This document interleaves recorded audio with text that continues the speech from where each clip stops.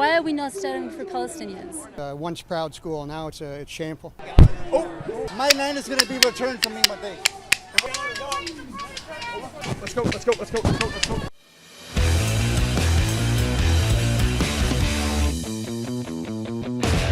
All right, well, it's Harrison Faulkner reporting for True North. We're at King's College Circle, where for the last 2 months, there has been an encampment here, right in this park behind me, full of tents and full of Palestinian flags. The goal of the encampment here was to have the University of Toronto divest from their investments in Israel, in Israeli companies.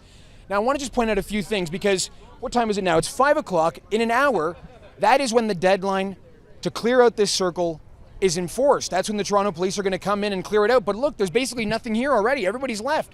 It's ironic, because you think that if they were protesting a genocide, if it was really such an important cause, you might think they'd stand their ground a little bit and actually hold the circle. But they've obviously fled. I also want to point this out to you as well. We have here lists of documents. These are obviously the court orders telling these protesters that their time protesting at the circle is up. Here's one right here. An Ontario Superior Court of Justice court order. And over top, as you can see, over on pen has been written, there is no private property on Indigenous land. Very interesting here. It's funny, because you would think, again, if this is Indigenous land, why would a bunch of students, the University of Toronto, and maybe non-students who are clearly not Indigenous, occupy land which they claim to be Indigenous? I also want to point one more thing out to you. We might be able to see them now. We've got helicopters in the sky. Just prior to recording, there were Toronto police surveillance drones taking footage of what was going on here. It seems as though everybody who's been protesting has now marched off either to Queen's Park or to someplace else. We're going to try to find them, see what happens. But we also want to make sure we're here at 6 o'clock when this gets opened up. If we don't get no justice, then they don't get no peace. My name is Major Retired Paul Willis. I just finished 33 years Canadian Forces. My uncle fought for the 48th Islanders against the Nazis, and when I see Nazis in the streets of Canada, it upsets me, and that's why I'm here, just to, and I'm also a alumni of this university, and a student of continuing studies, but I quit because of some of the hatred and venom that the professors were spewing at Israel and the Jews in general. So it's unfortunate, but maybe one day I'll be able to come back and be at this once proud school. Now it's shameful.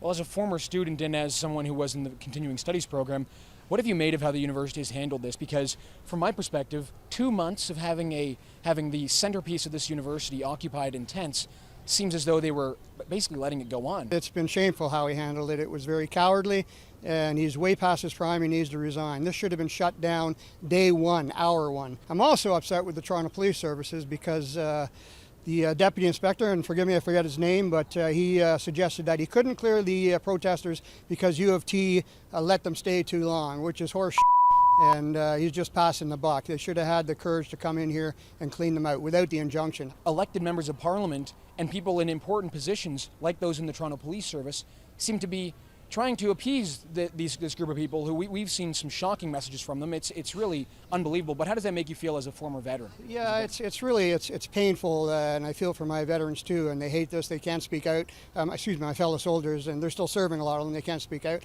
I can. There's no more muzzle on me, and rightly so. We don't speak out when we're in uniform. Now I'm out of uniform.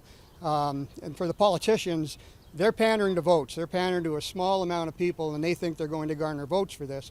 When, to be honest, I think the vast majority of Canadians, be they Jewish, Christian, Muslim, whatever, do not support this. They've all come down to block the entrance of the university. I want to show you this here. They brought a large crowd out here. As you can see, they've got unions, they've got all these different flags, they've got the Palestinian flags naturally. I wouldn't be surprised if we see some LGBTQ flags as well, not as like the Palestinians actually support them, but it is important to show that they might just try to block the entrance and not let anyone actually in to try to clear out the encampment. A remarkable act of cowardice to flee the place where they had been standing for 2 months, when actually this is the day the police are coming to clear them out.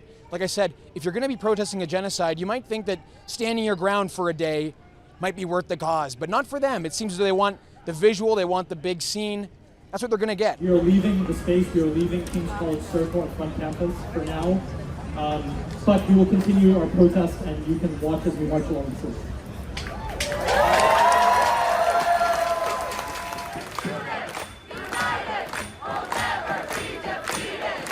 they were predicting that the police was going to use this opportunity to brutalize them because of the injunction. And the injunction said there was no anti-Semitism, there was no violence, but it came down to property rights. So it's private property. And the police decided they would enforce private property rights, which is weird.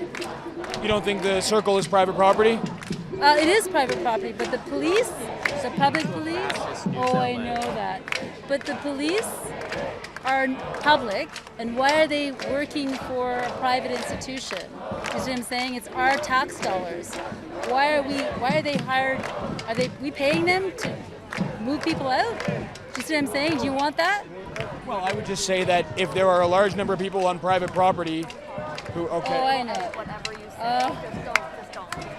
So you realize that they think you're going to edit everything I say. Oh, no, we just want to get people to talk. No, but they really think that you're going to twist the truth. Well, let's smile for the camera here. Hold on. What you think has been accomplished by occupying King's College Circle for 2 months? Anything? The more that people know about the apartheid regime and the brutality of that apartheid regime.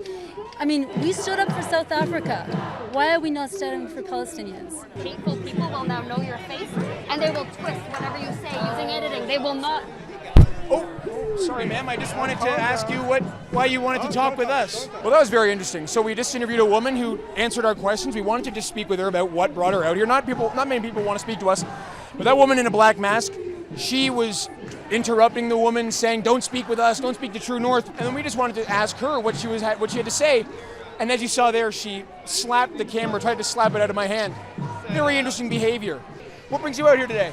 I like to understand firsthand what's going on with my own eyes and ears so I don't fall for propaganda, fake news.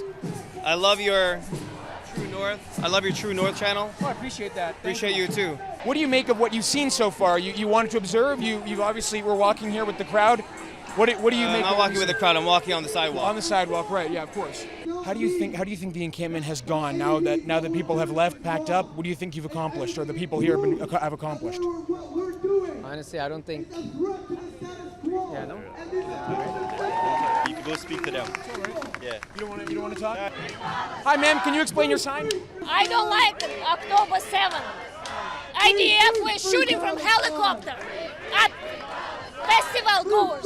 So, what do you think you guys accomplished after 2 months? We want free Palestine and free university education. Has it happened yet? It's gonna happen. We will not give up. Your name is Harry, right? Harrison, that's right. Yes. Nice to meet you. What's your name? I know. He knows my name. I feel famous. What a success. What about you, sir? Would you like to answer a few questions for us? Free Palestine. They won't speak to us. They will. Hi there, man. How are you? What brings you out to the protest today? I'm here to support Palestine. And how do you think the protest has been successful? Very successful. If there wasn't no protest, it would not have been here. Have the university divested? The university what? Have the university given in to any of your demands? No, I'm just asking questions. Just want to know. Don't touch. Oh yeah, I'm just wondering how people think the protest has gone so far. If they think it's been successful. Don't touch it. Don't touch it. Don't touch it. You go wrong. You go wrong. Sorry. Let him not. Well, I'm just a reporter, so I'm here to ask people how they think things have been going. Put the shortest guy on the camera down. You could have like an extension or something, or like a bigger portion. Scientists are up right there. Oh, there we go. Oh, easy. It's gonna rain in a minute. It's okay, relax. No need to be stressed. No need to be stressed. Don't touch me. No need to be stressed. Hey, No need to be stressed. It's okay. hey, let him You guys are safe. You guys are good. Don't worry. Don't worry. Record. Turn it on. I am recording. Hold on. Let's go. I don't give a if you're a man. Don't worry about it. My son is obviously to defend. My land is going to be returned to me one day. And what land is that? Is that Palestine? Yes, it is. Are you going to go there yourself? I don't give a what you think. I'm here for my reason. Well, it's 6:20 p.m. and 6 o'clock was the deadline given by the Toronto Police and the university to the protesters behind me in this encampment to clear out before they would be forcefully cleared out. They abandoned the park at around 4 o'clock, it appears, And ever since then, they were marching around King's College Circle.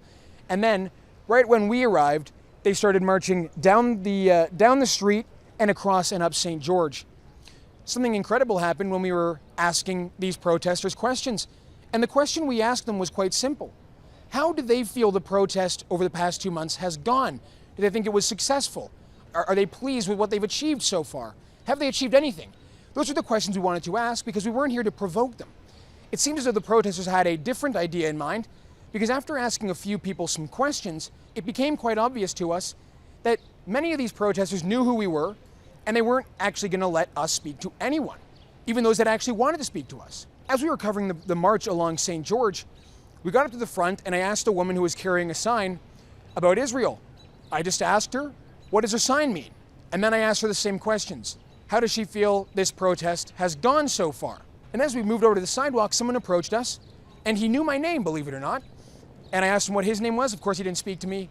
And from that point on, a crowd around us encircled Sam, my cameraman, and I, and we were then assaulted by a man with a black umbrella who was spearing both of us in our backs and over our heads to try to get us to stop doing journalism. You would think that for a group as large as that and as militant and aggressive as that, there would be more police watching what's been going on.